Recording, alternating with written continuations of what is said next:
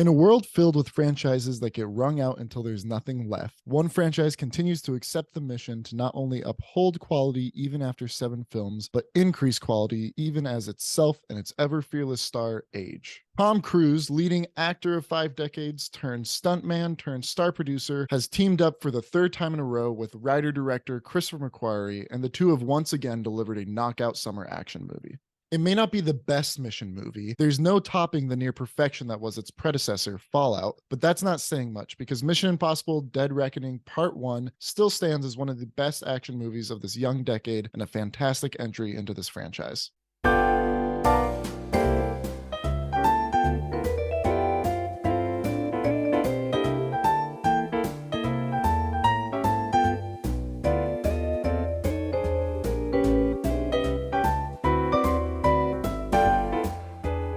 Mission Impossible Dead Reckoning Part 1 finds Ethan Hunt and his team once again at odds with not only a threat to global security, but even their own government. They have to race to keep the most powerful weapon in existence out of the hands of those who might use it for the wrong reasons, which in this case is potentially everyone. The Tom Cruise IP of increasingly insane stunts and him doing just about anything to make sure that theater audiences leave a movie feeling satisfied is such a universally beloved talking point in movies nowadays, to the degree that I think it overshadows just how good the man is as a producer. He is consistently taking time with his projects, valuing quality over quantity, and teaming up with writers and directors he knows can imbue his high-octane stunt chasing with the kind of quality characters, emotions, and storytelling that elevates films like these to the next level. Specifically, Christopher McQuarrie, longtime Hollywood writer turned more recently blockbuster director, knows exactly how to stage grand action sequences, enable Cruise's adrenaline-fueled antics, write characters full of humor and wit but increasing depth and earnest morality, and tie them all together to make some of the most spectacular action movies ever created. Speaking of characters, Ving Rhames, Simon Pegg, and Rebecca Ferguson are all back and great as always. Ferguson in particular has been one of my favorite elements added to the past few Mission movies. Vanessa Kirby returns as the White Widow, though she is given a bit less to do than I expected, and Henry Czerny returns as Kittredge, a character we haven't seen since the original Mission Impossible back in 1996. Dead Reckoning Part 1 actually makes a lot of nods to that original movie, not only with Kittredge's presence, but even within its filmmaking it makes many nods to Brian De Palma's frenzied but precise action filmmaking.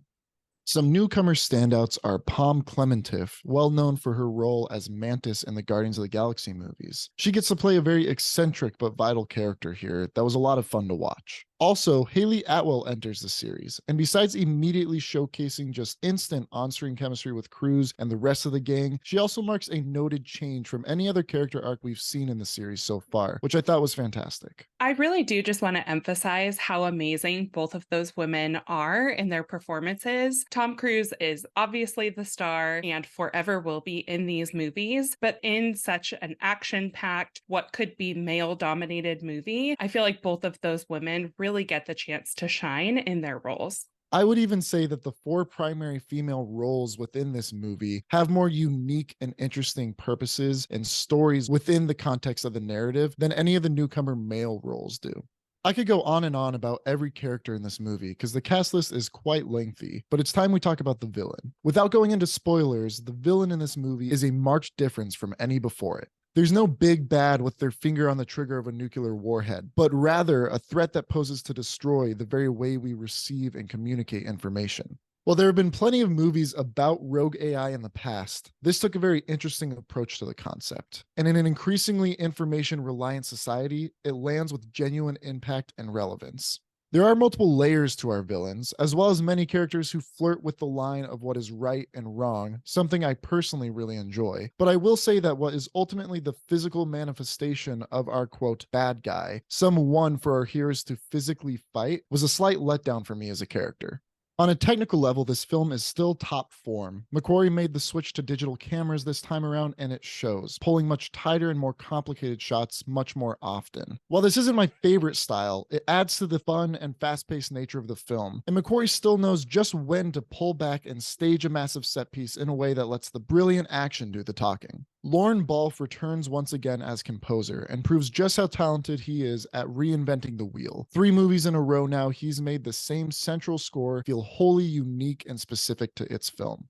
This also may be one of the funniest Mission films, and all in all just felt like a blast the whole way through. It's nearly 3 hours of set piece after set piece that on their own would bump any action movie to the next level, flying by in a delirious blur of entertainment.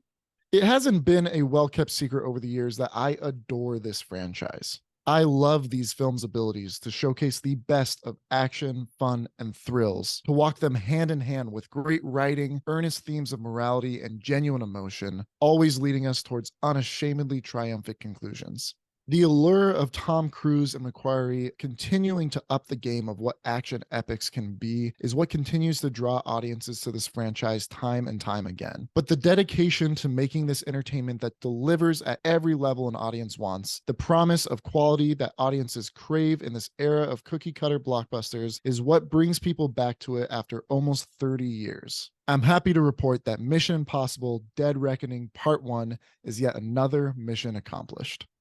Well, that was our review of Mission Impossible: Dead Reckoning Part 1. As always, let us know your thoughts on this movie down in the comments below. Make sure to like, follow, and subscribe for more movie content just like this. Thanks for watching!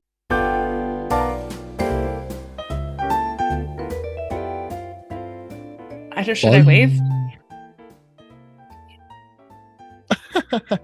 See ya! See ya, guys!